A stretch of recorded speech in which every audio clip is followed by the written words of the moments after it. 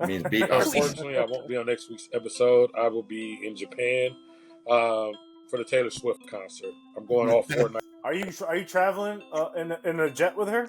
I thought it was South I'm Korea. going all 4 nights. I'm going all 4 Japan nights, and then we're gonna go to the Super Bowl. They're gonna drop me off out the plane once we get off. Interpreter? Oh, so you also got the job at the guy who parachute at the beginning of the game.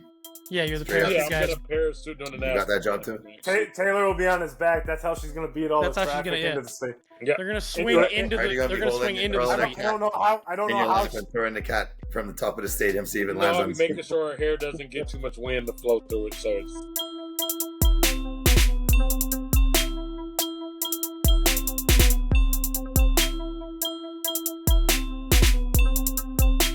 Yay! Buddy, we back again for episode 96. What's going on, everyone? This is Cinco Squad. My name is Jonathan Sawyer. With me are my brothers Grandpa J, TreyDay, and Mike A. Fellas, happy Thursday. Yes. And we have a break. The NFL might have a break, but we don't. We keep going. That's right. NFL's weak. They can't play the Super Bowl this week. That's right. Bullshit. We got the Pro Bowl games going on in Orlando, but no one gives a shit because Yeah, right around the corner from me. Yeah, so I thought you were covering it. yeah, no, I'm good. What am I covering? Flag football. Ultimate frisbee. Throw the ball at the moving target. Longest drive competition. Actually, I actually enjoyed that one because that one's actually funny because to see guys who don't know how to play golf and actually come up and like the linemen, they come up and just launch it, and it's just like holy shit. We got a plethora of things to talk about today. We got NFL recap of this past weekend, exciting ass games. We have NBA talk, and we have TV talk. Wonder what that would be. But let's start over, Mikey. Mike, what's on your mind, Mike? Yeah, so got another week of Grandpa J handing out an assist.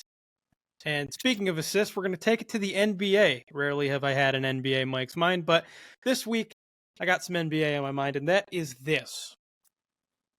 LeBron James, everybody knows LeBron James, the king, all-time leading scorer, has scored at least 10 points in 1,191 straight games, which is 15 more than the next 20 players on the consecutive 10-plus points in a game list combined. The next 20 guys on the list have 15 less combined consecutive 10-plus point games than LeBron James currently has. Well, What'd you say? he said go. Go. Yeah, well, it's still not mine, but He's more like to each their own. To each their own, not mine. But you know who's the GOAT of our sports bets, guys? Grandpa J. Jamie, take it away with your locks of the week. Yes. So absolute heartbreak last week. Talk about a bad beat, as SVP likes to say. So we went 1 and 2. Of course, we knew that the true lock of the week was taking the points with Detroit, and such a heartbreaking game for Detroit fans. But that was the lock of the week, we said. So I went with 2 of them. Then I was kind of on the fence about Auburn decided not to show up. Boo-hoo. But what the hell was Creighton thinking? You're up by 25 points. There's like 9 seconds left. I don't care if it's your bench mob that's in there. Why are you fouling? It's almost like they knew what the spread was and too many people bet for them to cover the 24.5. So they freaking foul and the kid hits 2 free throws and they go from covering the game to losing by 1.5 points. And I'm thinking to myself, this is horrible. So that's why we went 1 and 2 last week. So we're 1 game below 500, but we're making our way back onto that over 500 train this week. I only got 2 for you guys. And the 2 I'm taking, going to start it off going into Monday. We'll work our way back. Man City, must-win game for them, going across the pond. They're at Brentford. I don't care how poorly they've been playing. This team knows how to play its best ball in the new year. Take Man City to win that game by 2 goals. It's going to be a 4-1 or a 3-0 game. Man City all the way. I hope they slow down because I want Liverpool to win the title, especially since my guy Klopp is leaving. Man City, that is your absolute lock over Brentford on Monday night. A lot of great college basketball games. Do I dare go to the Duke North Carolina game this week? Do I dare say that somebody is a lock in that game? Hell no, I ain't touching that game. What I am touching is Texas going to TCU. Texas should have beat Houston this week. Heartbreak, went to overtime. Of course, Houston's defense, too tough for them to hold them off in overtime. Houston gets the win in Texas. This team looked great. They're athletic. They're long. They can rebound. I love Texas to cover. And I think that they might even win the game at TCU because they need a big road win or a big conference win. So give me Texas to win. Give me Man City to win. And those, ladies and gentlemen, are your locks of the week. And this is college basketball, by the way. So Texas Longhorns over TCU. Man City over across the pond. You're talking EPL, English Premier Soccer, over Brentford. Arthur Smith, really, Tomlin? I thought you were trying to keep a job. Right now, that is a decision. It leaves a lot left to be desired. I mean, when you look at the last time I remember seeing this guy, it was him crying because James decided he wasn't going to take a knee. Then he wants to go out here and fight. What type of loser shit was that, by the way, Arthur? You should be ashamed of yourself. If you're going to come into Steelers Nation, we're going to need a better you than that, because that shit was not a good look. To be honest with you, I don't even know how he got the Falcons job to begin with. I don't even remember him having great offense with Tennessee when he was offensive coordinator there. I mean, yeah, Derrick Henry had one of his better seasons there, but that was about it. I don't know. I mean, what are we knowing for? He is a rich-ass daddy that owns FedEx. Is he going to FedEx in a better playbook or some shit next year? I mean, I don't know what to do with Arthur Smith signing. It doesn't make me excited. I mean, can it get worse than Matt Canada? I don't know. I don't think it can, but please prove me wrong. It can't be worse than Matt Canada, can it? Let's recap briefly about NFL. I know it was about 4 days ago. Everyone's already forgetting, and now everyone's wondering how Taylor Swift can get to the game from Hong Kong. She's got to fly. She got to fly Spirit Airlines. She's got to fly for, business class. I can't believe it. I just don't understand. That's crazy. But let's talk about last week's game. I think it was a great effort by both teams and one team in first half, right? You know, we're looking at the Lions. You knew we'll start with the Lions and Niners, go back, work our way back. Lions and Niners was a great game in the sense of you knew the Niners were never just going to lay down, right? You knew that team was not built that way. They are not that type of team. So looking at the Niners and the Lions, do we fault Dan Campbell for being his aggressive self? Nope. No, of course not. I mean, you kind of got to go into that knowing exactly what you're getting from Dan Campbell. I was saying it. I was on the phone with my dad earlier this week. He was asking me about what I thought. I said I would, in most of the situations, I would have kicked it, take the points. But I'm not shocked at what happened because Dan Campbell is Dan Campbell. He's Man Campbell, MCDC. It's who he is. So can't necessarily fault him for just, coaching the way he coaches. I disagree with that because ultimately you have to know the situation. And I think J.J. Watt put it perfectly this week when I listened to him talk about it. You have to know the situation you're in. You're a big underdog going into San Francisco. It's a hostile environment. Mm-hmm. You're up, at the time, 3 touchdowns. You kick the field goal. You take the easy points. I understand. If it was 4th and 1, yes, okay, I'm okay with him going for it. But it's 4th and 5 on both opportunities. Both opportunities, Jared Goff could have ran for a first down. The other Reynolds should have caught it. But you take the points. You take the points, especially when you're playing a team like the Niners who feeds off defensive momentum. And that's what you gave them. And as soon as they missed that first down or 4th down, I was like, they're gonna put this within one score. Yeah, it's not gonna be good. And then they fumbled. Yeah. And that was it. I had a feeling, I was like, I don't think the Lions have enough in their tank. I think they did everything they could in the first, and it came out flat. They almost wished that the half didn't end.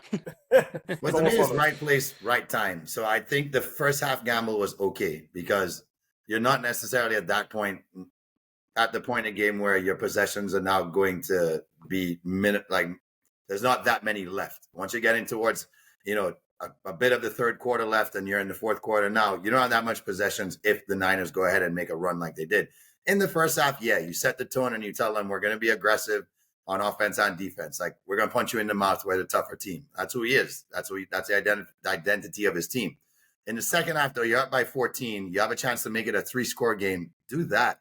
That meant with not that much time left for possessions, force the Niners to be so much more predictable. Like you say, John, let Brock Purdy be the hero and see if he's actually the guy that everybody says he is, as opposed to still giving CMC a chance to keep the offense balanced, which means the defense is kind of on their heels and not knowing what to play. You make them a predictable offense. Maybe at that point, the Lions step up defensively because they can make a play. They know what's coming.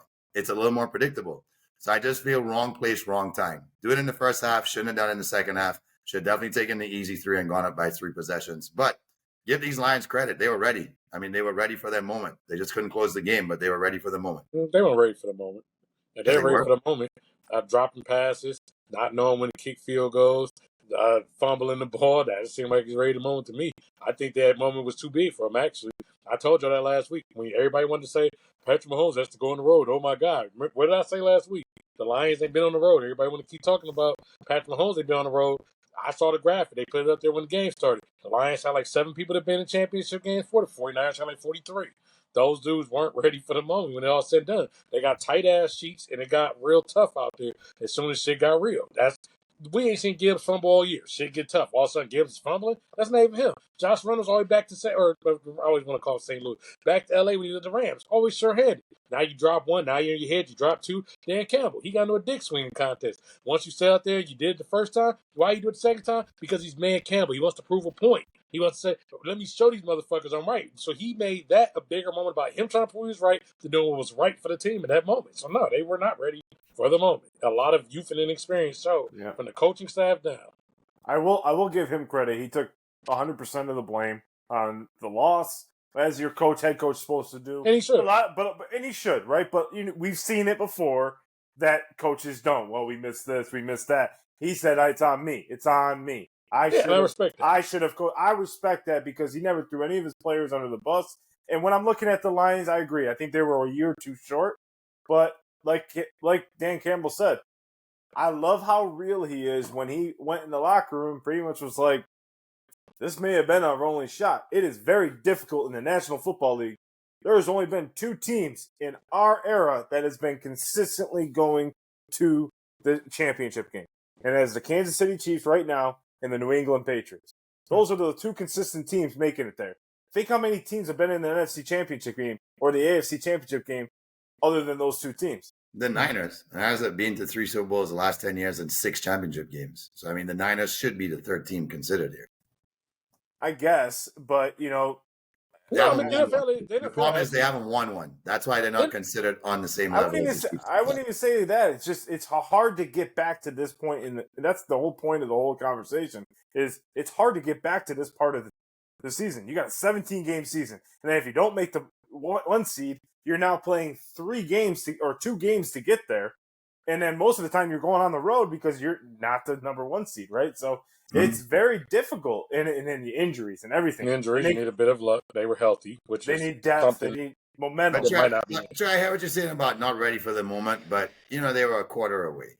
I mean, and you could say that you knew that momentum had swung, and everybody knew the Niners are going to win the game from the moment the game was tied. Everybody knew this is it, right? Like Detroit blew their chance, but the boys hung in there with 10 minutes to go. They still had a chance to go to the Super Bowl. I mean. I say that they weren't ready to close the game. I mean, they did have moments of showing that they could win on the road, which is unheard of for this franchise to go to the Super Bowl. So they had glimpses of showing it. Obviously, they choked the game away. No, I mean, I'm not saying and that's what we'll remember, unfortunately. And that's what we're going to remember. I'm not saying that they're not 100% ready for the moment or not, but there's a point where they didn't do that. But it's actually bringing us to another point, and I'll throw this back to you real quick, Jay. So was Lamar not ready for the moment in the other game? Because we saw them stall out. Mm-hmm. It was the other way for me. I thought he was ready for the moment, almost like he wanted to be more than he had to be. I mean, there's so many moments where it's like, Lamar, just run for the first down. Like, why are you running laterally? You're playing into they're playing into their game plan. Actually, what happened is Spags forced the Ravens OC to play into his game plan. And it's almost as if like he read what was going to happen. He's like, right, here we go now. They ran the ball 5 times. I'll tell you one thing. What the hell are you thinking? I'll tell you one thing. I knew Kansas City was going to win off of 2 specific plays, and it was right at the beginning. They won the toss. Now, typically teams defer. Mhm. They normally defer. But you're in a hostile environment in Baltimore. Mhm. You're a visiting team, and technically you're the underdog. Mhm. They said, I'm going to give it to you, Lamar. I have confidence in my defense. And that defense held them in 3-and-out. Then the Chiefs went on offense and drove it 75 yards and scored the ball on their first drive. That's when I knew. I said, Chiefs got them in their bag. 5th straight game in the playoffs, they've done that. And it's confidence, right? And exactly, the team that went away from their game plan or what their hot streak is, they finally, and I said this on Twitter, the Ravens finally have a good running game. Mhm. They have a guy in Gus Edwards who is a diamond in the rough, and like you said, 3 total rushes out of him. And the one rush he did get, he got 15 yards. Yeah. So how do you not give the ball back to him is just mind-blowing to me. I just think I don't know. I think it's hard to put Lamar in MVP type category. Yeah, he's MVP 1 through 17, but when I'm looking at him in the regular season, it's got to go, if you look at the playoffs, this is exactly what I was talking about. What happens to this team when they have this good of a team? This is the best Ravens team I've seen in a long time. What happened? Mikey, what happened? So the analogy that comes to mind for me for what happened with the Ravens is, and how their offensive game plan went against them is, they got stuck in the mud and kept trying to drive the Ferrari instead of getting in the truck, Gus Edwards, and actually getting through the tough part of the game. They should have ran Gus Edwards more, John, like you said. The one rush he got 15 yards. How do you not see that and keep feeding him, Todd Monken? Like, if it's clear to us who are not coaches in the National Football League, have never been coaches in the National Football League, and Trey, you coaching the Steelers? Hey, Are you Arthur Smith? I'm the offensive coordinator. I'm What do you actually think Arthur. the interim OC I'm was? actually Arthur Smith. I have a rich so you're daddy. super. I have a So rich daddy. throwing it back to Mike's mind, you're super rich then because your father owns FedEx. Gotcha. Nice. But yeah, I think it's just, it's almost like the tale for between the two games. It's the tale of the losing teams did the opposites of what they should do, which is Baltimore should have stuck with their game plan and didn't. Detroit should have gone away from their normal game plan and didn't. That's a great point. Well, So Zay Flowers was roasting them. if you switch it, maybe it's Ravens Lions in the Super Bowl. Zay was roasting them though. That's a great point. He made the biggest rookie mistake, which is reaching the ball out on the goal line. It's like, no, yeah, and I think just go down on the one, and Gus or Lamar is going to run the ball in, bro. Yeah, but we see like every fucking 2 minutes in the fourth quarter. We saw that so much. We see this so much though, guys reaching for, because and it's the dumbest thing I think in the NFL is all it has to do is the tip of the ball needs to be across on the line, and it's a touchdown. That is dumb. So he was literally this far away. And shout out to, I think it was Snead. Or was it Reid? I believe it is Snead. He came across the opposite side of the field. Yeah. Shout out to him. I mean, like I said, these corners are underrated on the Chiefs. I think people have underrated them all season. And shout out to the Chiefs. I mean, you can't like Trey and Mike said, until they give you a reason, you can't underestimate them. You can't underestimate the best player in the world. And to just see I said this to you guys in our group chat. It is so what? Mike. No, he's on a Michael Jordan. Like I said, Jordan. Like I said, it is unheard of in the National Football League right now to see the chemistry between Patrick Mahomes and Travis Kelce. To have the confidence for Patrick as he's getting absolutely trucked to just throw the ball up in the air and know number 87 is going to come down with it most of the time. It's just it's really impressive to watch because a lot of those throws weren't like great, but you see it and he's just making the catch. But look, credit to that defense because they did nothing offensively in the second half. Detroit did nothing offensively in the second half and lost that game. They can't do the same shit in the Super Bowl. But talking about what you said about Lamar and MVP and whether it's going to feel like if they give it to him, you know, it kind of like popped the bubble already because he didn't really do much in the playoffs. So if we could give the MVP right now, does Michael Jordan get the MVP? No, it's No, Christian there's a regular McCaffrey. season award. I mean, It's Christian McCaffrey. It's Christian McCaffrey every day. Like I told Mike the other day, my kid tells me 10 years from now, who was the 23, 24? I don't care if it's Lamar Jackson. I don't care if it's Patrick Mahomes. I'm going to say it was number 23 for the San Francisco 49ers. And that is fucking unanimous. All of you guys were unanimously saying CMC? Yeah. No, I'm still, because it's a regular season award. I'm still going to go regular season. I know, but just hypothetically, if we could have waited till now and we had the playoffs as a glimpse of, because the MVP was coming out of a playoff team. Like, you're not winning the MVP if your team didn't get to the playoffs. Normally, oh, well, it's fucking Jordan. It's always Jordan. That's always the fucking answer to this question. It's going to be a quarterback. Can I get That's always the answer to this. Can I get a little question. Jared Goff love? I mean, okay, so speaking of, since we're talking about CMC, I know for me, and I brought this up earlier, one of my things I'm looking forward to the most of like this Super Bowl is always like, especially now I would say like for media day. So one of the things I'm looking forward to most is watching the guys who never been there. So watching like McCaffrey, watching those type of guys go out and actually get to do media day. So you know, they reminisce and say, I've been looking at this moment since I was 6 years old. I finally get there. So, like, I'm looking forward to him being able to go out there. I'm looking forward to Pacheco because that dude's a fucking monster just on the other side. Yeah. And I kind of want to hear where his mental is and what his mindset is because we don't hear him talk often. And the other big thing I'm looking forward to, I'll say, like, media day going forward is the battle of tight ends because two biggest personalities in here both play tight end opposite each other. And I think Kittle and Kelsey are going to basically try to eat still the shows. I think they're both going to just be wild. So, like, I don't usually get too much in the media day, but I actually am looking forward to a couple of those aspects of like media day, like, you know, coming up. It kind of takes me back to, if y'all remember, and anybody watching, if you never watched it, go back, watch Shannon Sharp, Reid Buchanan. Best media day. If you're watching those two, just roast each other and go back and call each other ugly. And Reid Buchanan saying Shannon Sharp looks like the Broncos logo. Like, best media day. I don't know if we'll get that, but like Kelsey and Kittle, I think are going to put a show on. Uncle say now it don't matter what anyone said. Well, the funny thing with Kelsey and Kittle hang out on the off season. I mean, you know, I've heard they started the tight end U. They started that whole thing together. So it will be interesting. Those were two guys I'm looking forward to. I'm also just looking forward to how they handle the pressure because, like you know, I forget who was saying it's a different feel. Like you gotta. Like Eli Manning was saying this today. I know Mike's going to be happy. I'm quoting him. But he was saying it's a different field. You have to try to be as normal as possible. Who can, and we'll find out on Sunday, who can be normal because you'll see the guys. Who can keep their schedule as normal as possible. Right. And it looks like they're giving a little bit more favoritism to the Chiefs because the Chiefs got the nicer resort. They get to go practice in the Vegas Raiders practice facility. They're apparently closer to the stadium, and the Niners on the other side of the lake. They're at like UNLV's campus. It's kind of funny how they do. They're closer to home, though. I mean, you know, not that far away, not that far off. Everything is no shift in much for them.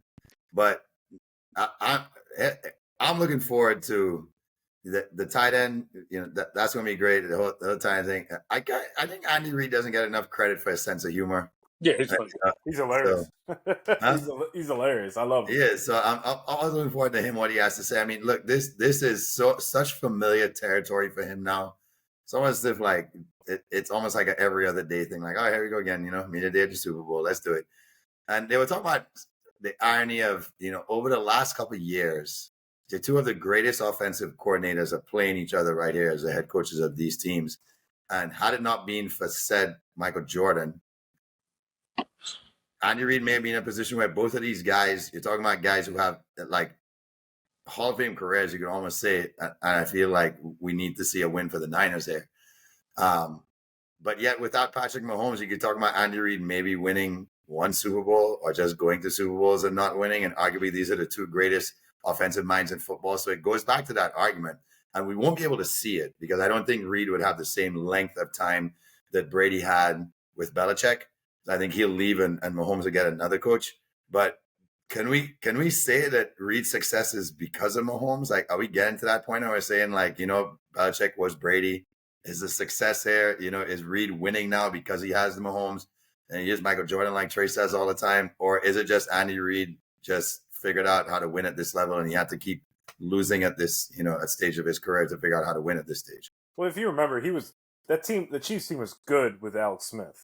So were the Eagles, but they were always bridesmaids, right? Mm-hmm. Yeah, but he was never going to get over that hump with Alex Smith. Right, but I'm saying, like, that's what they needed was a quarterback. And I feel like we don't give enough credit to the pair, right? The pair as a whole. Like, yes, I think Andy Reid needed that quarterback, which he drafted.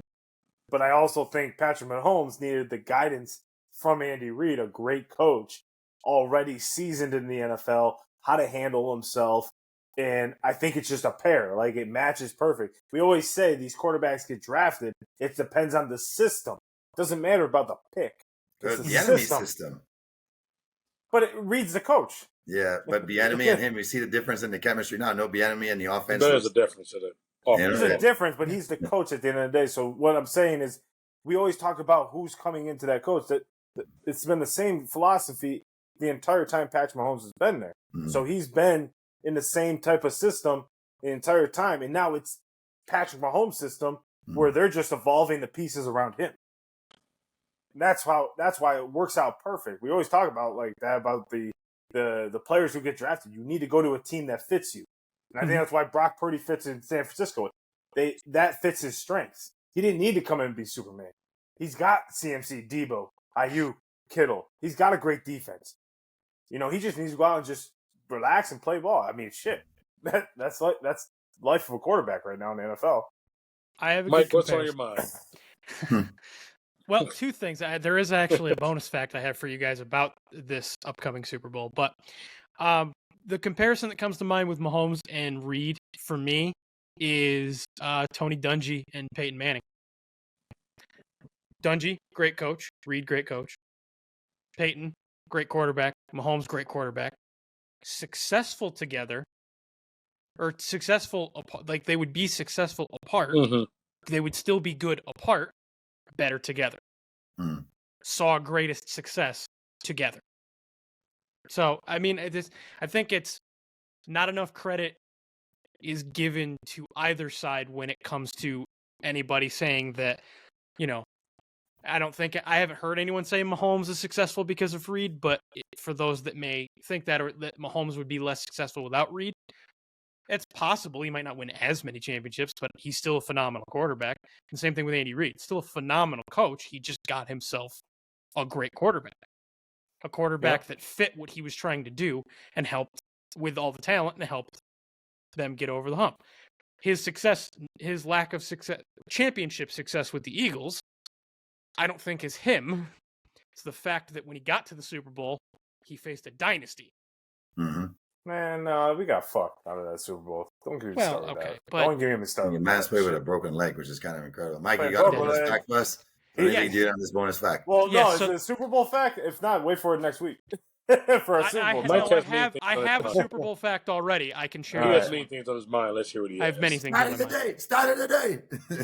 No, it's just an interesting thing that this year, Kyle Shanahan and Christian McCaffrey will be attempting to win the Super Bowl. And back in the 90s, Mike Shanahan, Kyle's father, coached Ed McCaffrey, Christian's father, to a Super Bowl. Oh, wow. Pretty awesome. Yeah, it was cold. Yeah. He was an actual receiver.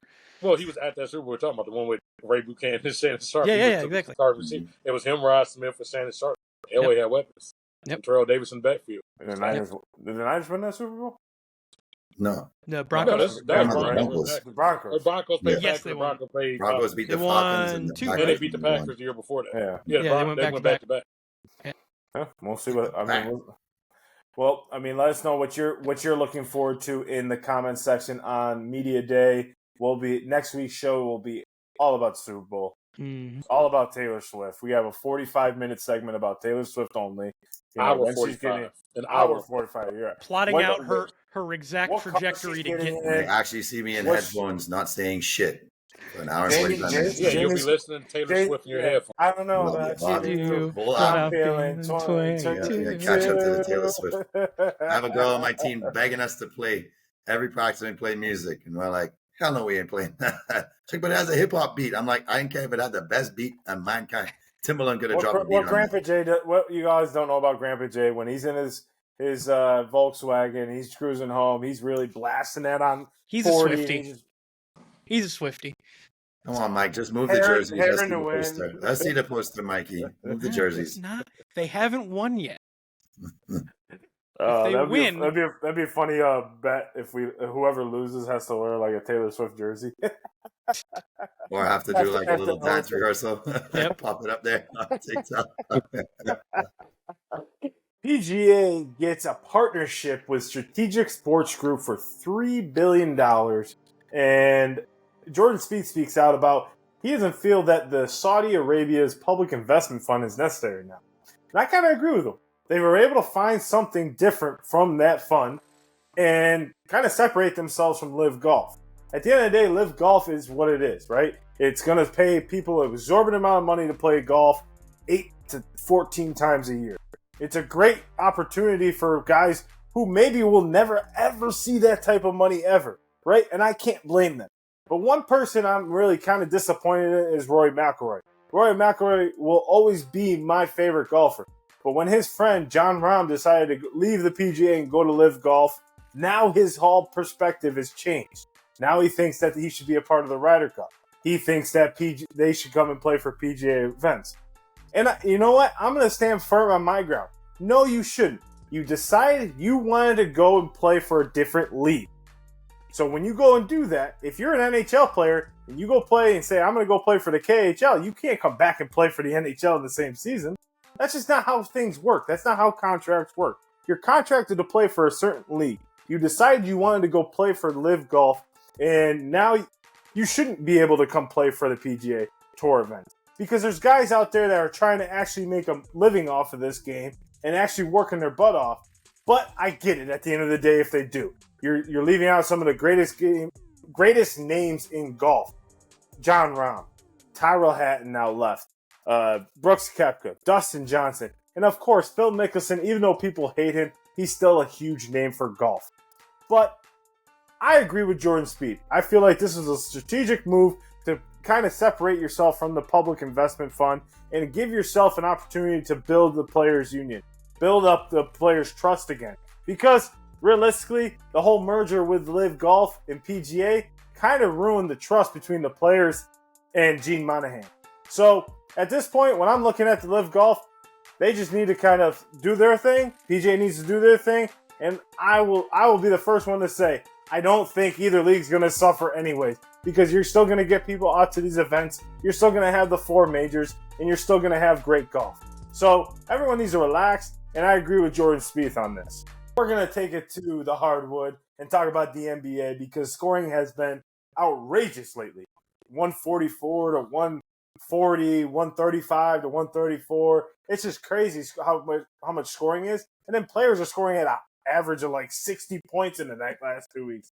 So why is scoring? What's the difference between scoring now and scoring back then? Or was it better then when we had, better defense, I guess you could say, back in the 90s and 80s to today's game? TreyDay? I think with the high scoring, so somewhere in between there's a balance. I don't miss, honestly, the days of the 80s and 90s with the low scoring. I don't enjoy turnstile basketball. I don't even know if it's for a lack of effort or not thinking the guys are trying. We do have better athletes. I do see effort, but the rules are skewed for offense, basically, at this point. Then you add in the fact of the three-point line, and it basically just changes everything. I mean, we have 4 players just in January go for 60 points. But the three-point line, at the end of the day, that changes everything. So, quick historical facts. We go back to 1997-98, Jordan's last year. And that year, the average NBA team was putting up 95 points a game. Currently, average NBA team is putting up about 115 points a game. So you see a big difference there. Then you start to look at the threes. At a certain point back then, the average team was making about 4 3-pointers a game. Luka and Steph Curry both averaged more than 4 3-pointers made per game by themselves, without including the rest of the team. You got teams averaging about 35 3-point attempts per game. So that's just a whole different ballgame. But at the same time, I don't necessarily miss, let's say, even the mid-2000s where it was like the Pistons versus Spurs. That shit was boring. Was it a good series when the Pistons played the Spurs? Yes, it went to Game 7. That was all fine. But I went back and looked at the stats. I did the math. In that series when the Pistons played the Spurs averaged 86 points a game. The Spurs averaged 84. I don't think most of us want to watch that brand of basketball either. So somewhere there's a balance. Adam Silver, everybody else, the governors, they got to get together and figure something out because there's some type of balance between this 60 points every night and between teams putting up 70 points on a Tuesday night that looks like a fucking AAU ball or some shit. I have a solution. Call traveling. How about that? How about guys can't take 77 steps to walk into the fucking to the basket? Yeah, exactly. That's the thing, right? No, but I think the biggest thing with the NBA is this is the most talented NBA we've seen in a very, very long time. From 1 through 5 on the floor, right? We're always talking about this. What college kids can come out but they're 6'10", but they have to shoot. They have to learn how to shoot the mid range and sometimes develop a 3-point shot. Mm-hmm. So when I'm looking at the NBA right now, most guys on teams, I mean, look, we have the Joker, the ugliest shot since Amari Stoudemire. No, Sean Marion. Sean Marion. I always do that. Yeah, same team. Sean Marion, the ugliest shot, but it works and he makes it and he's consistent with it. So I think we just have a lot more talent in the NBA right now. But I agree with Trey. I think there has to be some sort of balance with the rules, the way they're calling it.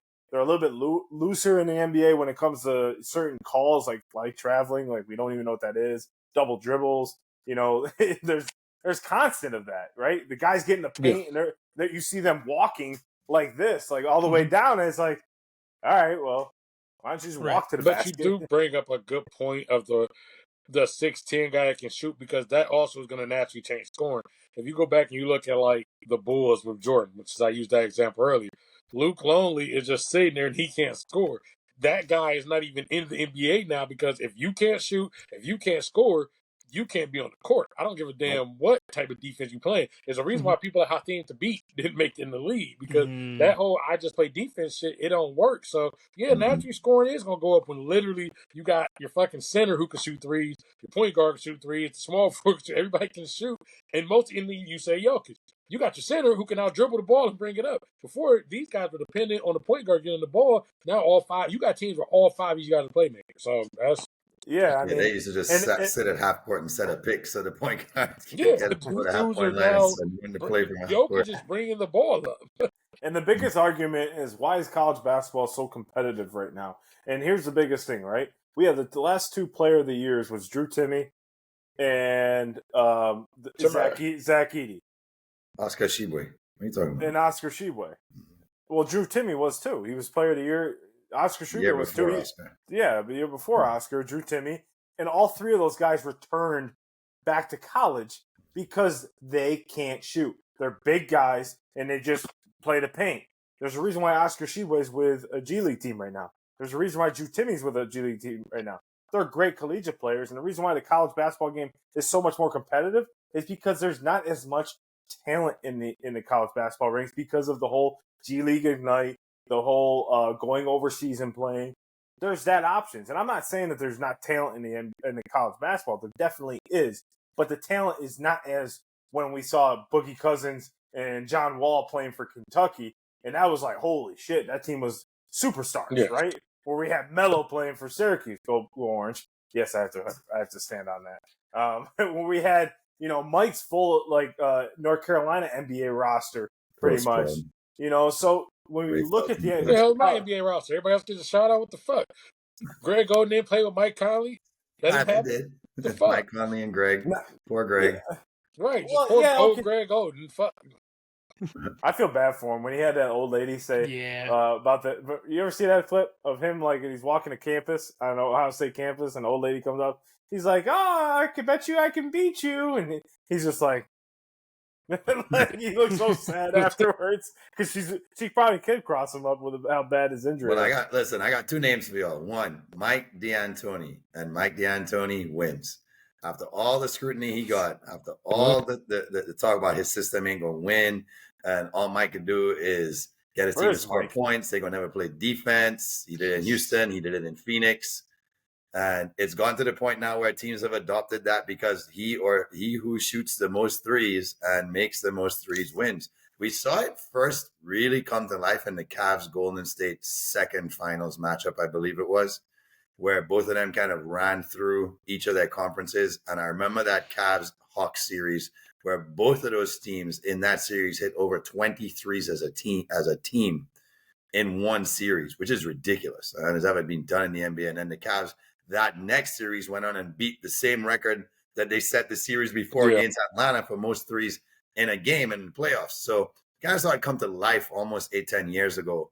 And we've really adopted it since, like you said, like if you look at the Bucks lineup right now, even with Lopez on the floor, all 5 of them are shooting the ball. Like and even when you're a fast break now is not go to the basket and finish hard, is find the open man, to step to back the corner and shoot it, and which get is ready for ridiculous. Knock down the The three ball. second name I have is Tim Donaghy, because good old Timmy made sure that points weren't going to be scored if he felt like calling the foul. Why? Because Tim was in it to win it, baby. We all know the name if you forgot Tim. Tim was a lock of the He week. must be known for shaving points and doing what he had to do to make sure his Mafia buddies won that money and took Vegas's money home. So no Tim in the league. Shit's out of control. The referees don't care anymore. Let's just score points and get up to 150 every night.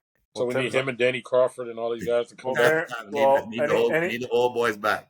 Any chance of getting Tim on here was long gone after that take, but okay. No, Mike, that motherfucker's greedy. We pay him the right amount. He'll come on. Who's I should paying make him? him do my bets of the week. Hey, Tim, you want to do my bets of the week? You're making lots of week for me, Tim. Got the experience. More than I do, clearly. He'd be 100 for 100. Yeah, I'm gonna make a phone call. Yo, Dame, don't shoot well tomorrow night. Hey, take the Bucks under. Mike, what do you think? Yeah, so I actually have a name for you guys.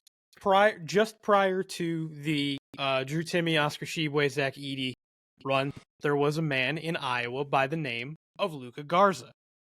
Luka. Big power forward who won back-to-back Player of the Years in college basketball. So yeah, the last five of them. There was basketball in Iowa before Caitlin Clark? There was. Yeah, his name is Luke Garza. I mean, it was just Luka Garza, but okay. But no, back-to-back Player of the Year. Proceeds to be a second-round pick as a back-to-back Naismith Memorial Player of the Year by the Pistons, and didn't really see the floor for the Pistons until he got in better shape and got a shot. Because before, I mean, he dominated, like Timme and Tshiebwe and Zach Edey, he dominated the offensive and defensive sides of the ball by being 40 pounds heavier than anybody, than like 95% of the guys guarding him, and being strong. He would just power his way on defense or offense, but the biggest knock on him going into the NBA draft was he can't shoot, and his footwork isn't that good because it never had to be, because he's bigger than everybody. So he got drafted by the Pistons. They literally sent him, like, I think he was in the G League for a year and a half of just learning to shoot, getting in better shape, and getting better footwork. And then he became a pretty productive member of the Pistons bench amongst all of their big men. Yeah, and a lot of these big men, I mean, that's the thing. In the NBA now, you got Giannis at 6'10", who's athletic as fuck. And he can just, it's not about the game of being big and dominating, right? Like, or Bol would be in the league a little bit more, right? So, exactly your point. It's just that the college game hasn't adapted to the NBA's hasn't had to. You know, and it's good for college basketball right now. This is the most competitive season I've seen in a very, very long time across the entire conference. Not even the Power Five. The mid-majors have been amazing basketball to watch. I was watching, I think, Bentley and some other school play today, and it was a close game. I was like, "Oh shit, okay, that's a good game." I was watching it until we started recording, but I was like, "This is a pretty good game." So I don't know. I mean, I just see the NBA as just there's so much scoring on all fronts now. Where back then, I mean, we had a stat line where I think Dennis Rodman didn't have a point or didn't have a point at all. No, he had no points. He had no points at all throughout a whole game. Like, who does that now? Unless you're on the bench, right? When he grabbed like 19 rebounds. His stat line would look like 4, 18, and 2. Yeah, like he would have stat lines like that, and it's just crazy. So Big Ben Wallace. That was a Big Ben Wallace stat line every night. So I mean, but different NBA. So yeah, for me, I agree. Like, there has to be a fine line somewhere that we can find where it's you still get the excitement, because like the shit Steph does with the 40-foot 3-pointers that look like he's shooting it from 10 feet. Like, that's impressive. All the athletic dunks, and I agree, John, with what you said, John, in that this is the most up and down talented athletic NBA we've ever seen. But god damn it, play some defense. Yeah, that's Defense. why I personally like the Knicks and But I Pacers think they are playing playoff more matchups defense. back It's in the just day. they're scoring. But, like everyone says, oh, Steph is just gifted. He's gifted in a way, but he also put up thousands You have the and green light thousands, to shoot 12 threes a game. thousands and thousands of shots. Mhm. You have to understand, he was never really great until maybe his sophomore year at Davidson. He was okay. He had good handles, but he worked at it. And that's the biggest thing you have to know is a lot of these guys, I want to be Steph Curry. Well, you got to put in 10,000 shots of practice. Right. You got to go shoot 1,000 threes in a row and make every single one of them. That's what it takes to be there. So, when I look at someone like Steph Curry, he actually had to work to get to that point. I mean, I'm not saying the other guys didn't, but, he wasn't naturally gifted coming into college. He also gets he doesn't get enough credit for being a career 92% free throw shooter. He leads. He's led the league almost every year. Yeah. Well, let us know in the comments what you think about the new NBA versus the old NBA. This could get a little spicy in the comments. So let us know what you think. I'm not trying to overreact here, but we cannot do this again. North Carolina, I'm looking at you. That game against Georgia Tech was awful. I know you only lost by a point, but come on. You let them stay in the game the entire time. You're a much better team. You're the number 3 team in the country. Are you kidding me? No. This looked like the team from last year, and we're not doing this again. We're not doing this inconsistency again. We're not doing this. Sometimes we can shoot, sometimes we can't, and we can never play defense. This is ridiculous. You got Duke coming up. Duke, your arch rival, is coming to town, and we need to beat them. You need to stay that number 3 team in the country. You need to stay top 5. So get your shit together, start playing better defense, start playing better team basketball, and beat Duke. All right, so when we talk about TV, we love watching sports on TV. I think I'm the proponent. I'm the master of the quad box. I got TVs everywhere going. If you look at our group chat, you'll see me sending every single week. Yep. But a little frustration came over the last maybe year and a half about how these leagues are pretty much losing fans because of their TV deals. So I guess the biggest thing, it's not so much how much are you willing to pay or go to games, how much are you willing to pay to watch the games in your own home? Mike? Are they losing fans? I don't think they're actually losing fans because of that. I think that's... I do. I don't, because everybody proved it back with the Peacock game, or the Peacock special, extravaganza, whatever the hell. Because I know I was on Twitter, and it looked like everybody's watching the game, and I got on Twitter. I started talking to people the next day. I get up, what was that, on Sunday, and everybody's like, yeah, you see the Chiefs and Dolphins game last night? It looked like everybody's still watching me. The issue with it is everybody is willing to pay for it, so just be prepared to keep spending more money because they know now that we are willing to pay for these things. You go all the way back to when boxing used to be free, and then eventually they were like, we're going to charge you pay-per-view to watch this Mike Tyson fight. And you know what everybody did? They paid for it. Then boxing was like, why the hell would I ever put any marketable person not on pay-per-view? Then MMA did it. Now, Mike, you're a wrestling fan. Now you got to start paying to watch Raw because Netflix has $5 billion. To be honest, I didn't even know Netflix had $5 billion. I remember all of us stealing each other's Netflix passwords, so I didn't think anybody actually paid for Netflix. So somehow they made all this money, and now they're going to charge us for wrestling. I kind of sat here, quickly did the exercise, so let's do the math here. So, on a basic package, Netflix, $16, Peacock, $6, Amazon Prime, $15, Paramount, $6, ESPN Plus, $11, Apple, $7. That gets us to $61 to basically do all of those packages before you actually add in a regular TV package. And you know what? They're going to keep going in, and people are going to keep paying for this. And trust me, in 10 years, we will be paying for the Super Bowl. I know some people are going to say, no, we won't pay for the Super Bowl. Why don't you think you'll pay for the Super Bowl? You paid fucking $78, $80 to watch Floyd Mayweather basically bob and weave for 10 minutes. You paid $70 or $50 back in the day to watch Mike Tyson knock a motherfucker out in 20 minutes. You don't think people are going to pay that money to watch the Usher concert at the Super Bowl halftime or to watch or just be at the event? You're damn right. Get ready to pay for this shit. If we didn't band together and boycott it, so, yep, we are all going to be in for a ride. Well, and the biggest thing, too, right, when we look at, the sports packages as a total, I mean, a lot of them are ridiculous. Like the NFL sports package with YouTube TV that I just did this year was $360. And did you pay for it? Yeah, I paid for it. Exactly. I'm saying I paid for it because I wanted to see what it was like. And what's terrible about that is the fact is you don't get the NFL Network, which I really don't understand. So they make you pay another $29 on top of that per month, so you can get the NFL Network, but you're paying $360 for the season. The NBA, I think, has a good plan with it, where I think it's like $89 or $90 for the year. Like you can pay $89, $90, get every single game, and be cool. I think that's worth it. You do the math on the game. If you watch every single game of your team, 82 divided by whatever that is, I mean, it's not bad. But Right. I'm looking at it as a consumer. I love sports. I love watching sports. But I'm not going to continue to sit here and pay this shit because, yeah, was it worth it this year? Probably not because, Trey and I talked about it before the season. I got most of the Eagles games. Most of the Eagles games were on TV. But, going forward, I probably won't buy it again because $360 is a lot to start off with. I mean, come on now. And then you're charging people asinine prices to go watch the game in person.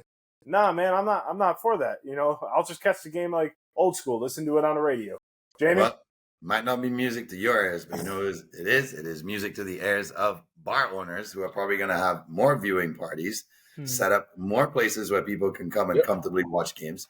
Their business is going to go up, and that's pretty much going to be kind of like how it used to be, right? Like let's all meet up and go somewhere and sit down and, in commune, have some apps and some drinks and watch our team and really create a vibe at these places, because I thought that's how it was when I first moved back here. And then all of a sudden it's like, no, I'm streaming the game. I was watching at home or wherever it might be. And not so much love in this city for the Bucks as you see more for Lightning when I first moved there. And I just kind of was hoping for a different sort of vibe. A lot of love for the Gators and more college teams, and people will go set that whole vibe up. But is this going to trickle down into college football? Like, are we seeing, 100%. are we going to see this like trickle to the point where like, and because those are obviously more diehard fans, I would say, right? From the college standpoint, they're going to say, hell yeah, I'll pay X amount. I want to see my team play every Saturday. Like it's a staple. A lot of people will be like, whatever, I'll watch the NFL when it's closer to the playoffs if they're not real football fans. But any alumni or people who are digging their team or wherever they live closest to, it's like, hell yeah, I'll support that team. For me personally, I'm going to have a multi-package if I'm going to pay it. Like if one particular conglomerate group says, okay, we have an NHL league pass and an NBA league pass and an NFL league pass, and they tell me, look, $400 for the year. And I'm like, you know what? I may consider if I can get every single pro league at the touch of my fingers whenever I want. I may consider that as a dollar amount if it's about $35 a month. I might say, hell yeah, I'll do that. Other than that, if you're not packaging it all for me, I can't get all the friggin' PGA championship events and the major tennis tournaments and put it all in there for me. You got to give me the whole 9 and some, and then I'm doing it. Other than that, I'm not doing it sport by sport by sport. Like you said, you just dropped $61 there, mainly just for football. Your bill's going up and up and up only, and you'll have some subscriptions you won't even know you're damn paying for at some point because you signed up and didn't know you signed up for something else. So unless, and you hate to see it, right? Because that's where the world's coming. They're going to conglomerate, and this one company is going to own it all, and they'll have all the rights to it, whether it's Amazon or whoever it is. And now we're going to have to go through them if we want to watch sports. Or like I said, we just take a drive or walk if you live close enough to your friendly neighborhood bar and kick it there for the day and watch your favorite team or the night. Yeah, I feel like, that's just a shitty thing to do though to people because like for me personally, I hate going to places to watch a game. Personally, I just do it because then you get that one fan that's just so ignorant, wants to start shit. I'm like, this is no better than me being in the stadium. I might as well spend that $200 on a ticket to sit in the stadium to get heckled than some drunk asshole at the bar. So for me, I'll just get the updates on Cinco Squad every week. You can play Golden Tee if it's a boring game. Go straight to the arcade. I can really play Golden Tee on my Xbox. Just sit here and just download it. Yeah, exactly. I'll be playing that. Mike, what are your thoughts on this? Since you're a news streamer now. So I've recently cut the cord from cable, and 2 thoughts on it. One, exactly, cut the cord. Good song, by the way, by Shinedown. For anybody that hasn't heard "Cut the Cord" by Shinedown, it's a good song. As a side note, I think one of the things that it popped into my head when I thought about this topic was, I agree. Like some of these, like the ticket is super expensive, and it's getting kind of ridiculous with some of these prices, but the other prices that are getting ridiculous and that aren't helping themselves with this are the cable companies. Cable companies are not helping themselves with keeping these rights because, first of all, any amount of cable company that I ever looked into before cutting the cord that involved a sports package jumped an extra $100 to $200. It's ridiculous. And It's not streaming a great sports package either, too. No, it's not because there's still Just the regional basic blackout package. bullshit. Right. That there's still the like everybody complains about this is the problem. Everybody complains about the streaming regional blackout bullshit that I am currently having to deal with in the sense of I have YouTube TV, which has been great. I love YouTube TV, but I'm a New York Rangers fan. I don't get MSG on there. They don't have the deal with MSG, so I can't watch Rangers games unless they're on like ESPN or NBC or a primetime game, which happens sometimes in the original 6 team, which is great, but I can't watch all the games. But they're not helping themselves in that sense, and then all these cable companies in negotiations with these leagues, with these other companies and stuff like that, including like for normal stuff, ABC, NBC, CBS, all them, they get into such bidding, like not bidding wars, but like they're so stubborn with deals that up here we've had our like ABC, NBC, and CBS normal channels completely blacked out because of negotiation issues. So I'm not going to trust a cable company to keep my stuff on the air even when I am paying them. I've had more luck having stuff on the air with streaming on Wi-Fi than I have from cable or a dish. If I got to deal with a dish for DirecTV is probably the best cable company I've ever been with as far as like using their stuff. But I live in upstate New York where it snows a shit ton at times, covers the dish or covers the sky and clouds, and now I can't watch anything, let alone my sports. No, that's when the dish always doesn't work. Yeah, Right. that's Right, why when you like eat my at home. parents have the dish right now, and if it storms, you forget about It's it. done. You gotta It's go to over. streaming. Yeah. Which We is gotta go normally to when you streaming. actually They want got to to sit in the stop. house and watch TV Right. is when it's shitty outside. So then it's a nice day, you want to be outside, your cable's working great with your dish. Then it gets shitty and it's like, oh, I want to watch TV. Oh, it doesn't work. Now I'm just Doesn't sitting work, here. yeah. Now you gotta go. Luckily, they use my YouTube TV subscription, and they have Netflix. They have all the other apps. But like, think about that. Now they're paying for all these other apps. And I just think, like, how much are you willing to pay? I agree with Jamie. Give me a package deal that I can get all the basic sports channels in, and I can get everything in there. I've always said this. There's got to be some sort of creative way to do this to help. I mean, I think Amazon's going that way. They just bought out that marketing group that had Bally Sports and all them. Diamond Sport. They're gonna start buying up all these places, and you're gonna be able to go to Amazon. They're gonna start making these deals with MLB, NHL. Mm-hmm. I mean, the good thing with ESPN, you can pay $4 and watch all the NHL games you want. Last season. I watched 65 Detroit Red Wings. This is the most Detroit Red Wings games I've watched in my entire life because I got the games. I got ESPN Plus, so I don't know. I'll tell you what. One more thing. One crowd of people who will pay any amount for it are the dads that have to sit through the T-ball games, the dads that have to sit through the youth basketball games, the dads that have to sit through the youth soccer games. They're out there and, honey, I promise I'm filming the game. Yeah, right, bro. Yeah. You're looking at whatever's on right now. That's why you can tolerate these 2-3 hours on the field, watching your kid trip over his own freaking football boots.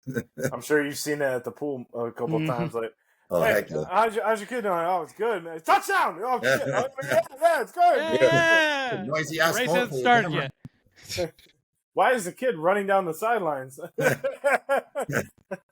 let us know what you guys think about in the comments. We're interested to hear this because this has been a big debate over the last year. I've been very passionate about this because, favorite sport of mine which is baseball. I can't watch a lot of games unless I get the package.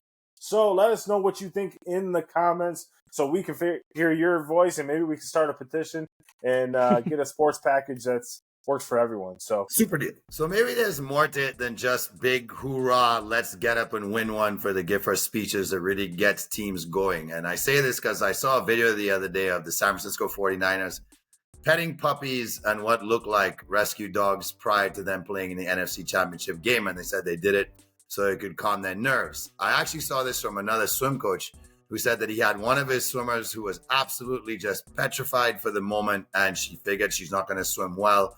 Things are going to go horrible, and he knew that she had it in her. So he said, you know what? There's actually this dog outside. He knew her family had brought that dog. Why don't you go outside, And instead of doing warm up or anything, the unconventional way is to just think another way through. So he sent her outside, and she was playing with the puppy the entire time. Instead of doing the conventional warm up and preparation, she comes in cold turkey, swims her best, beats the team record, and was kind of amazed. And afterwards, he spoke to her and said, well, it's because you took your mind off of it.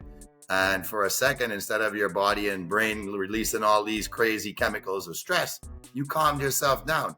And I thought that to be a really cool thing that the 49ers did it and another coach had a successful story. So that had me thinking, because I'm an animal person. I think it would be really cool if teams started to do this for rescue shelters and areas where they can get the dogs out and bring them to more atmospheres and environments like that, where you have maybe some of the younger fans being able to pet them, or the players on the team, if they really say it calms athletes, because it's a win-win. Not only do you get the athletes probably in a better frame of mind to perform better, but you're giving these dogs a chance to get out. Maybe people take a look at them. Maybe someone adopts them. So I'm petitioning for this. Let's pet the puppies. Let's pet the dogs' motion and movement prior to sports events, especially with kids, or maybe even pro teams and pro athletes that may be a little bit nervous prior to them participating in their so-called respective sport.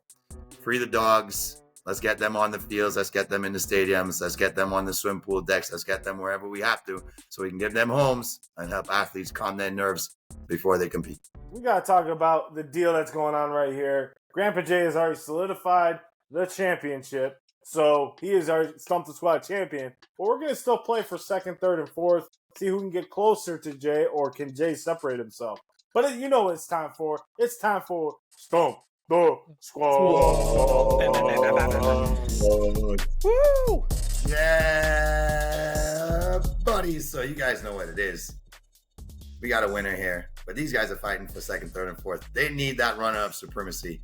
If you guys have been following us, this is the fun part of our show here, where we ask each other a bunch of trivia questions. You get it right, you get +2. You get it wrong, you get -2. Apparently, doesn't matter what happens with me anymore. So if I seem like the dummy for the next 4 weeks, just know I'm already gone fishing early. Not for reasons that I got eliminated from the playoffs, because I won the damn thing right here, and I'm just waiting to rip off that championship belt or that championship chain, or whatever it is you guys are going to, in envy, see me wear on show 100. For now, though, I'd love to see who wins this second place battle. So I'm going to let Mikey start us off this week. What you got for us, Mike? Okay. All right, got ourselves an NBA question. Lovely. Since the institution of the shot clock in 1954, Made in Syracuse. Hmm? Made in Syracuse. Made in Syracuse. Which Was. NBA team has had the lowest single game point total collectively as a team? Mm-hmm.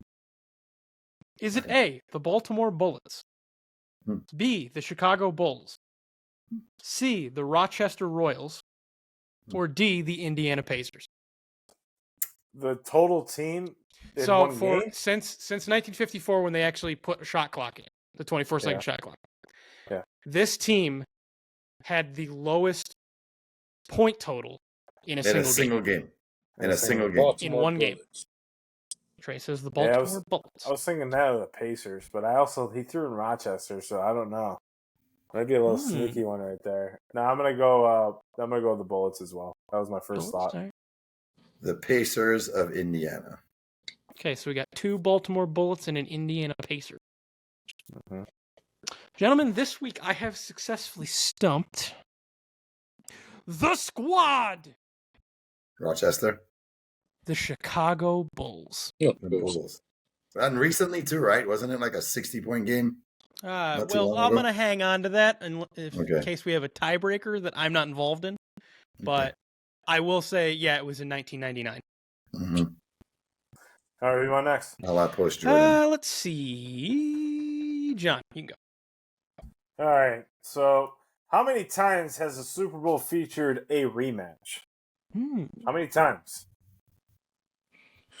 Or how many times? Yeah, how many times have they featured it? 6, 7, 8, or 9? 7. 8. I was thinking 8 too. Let's say 8. Jamie, Trey, what did you say? 8. 8 for Trey.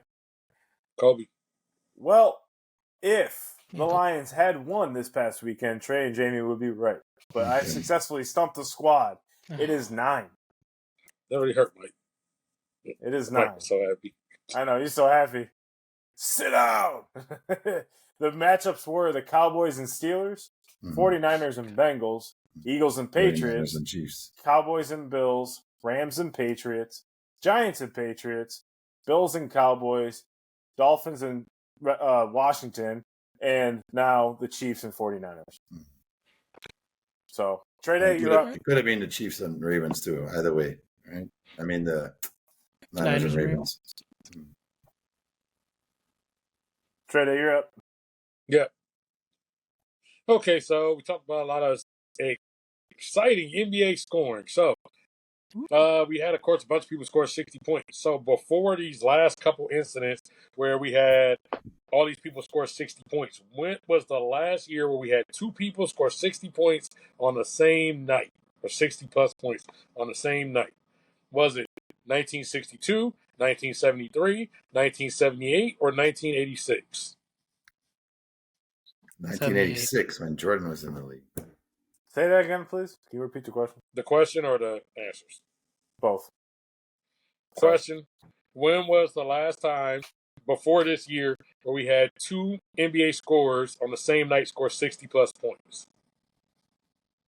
1962, 1973, 1978, 1986. Yeah, I'm going to say 1986. Jamie, go 86. 86. Yeah. And I'm going to say it was Jordan. Mike's going 1978. I think that's what you said. John? Something involving Kareem. I said 86. Oh, and then John also said 1986. Okay, so today I have successfully stumped.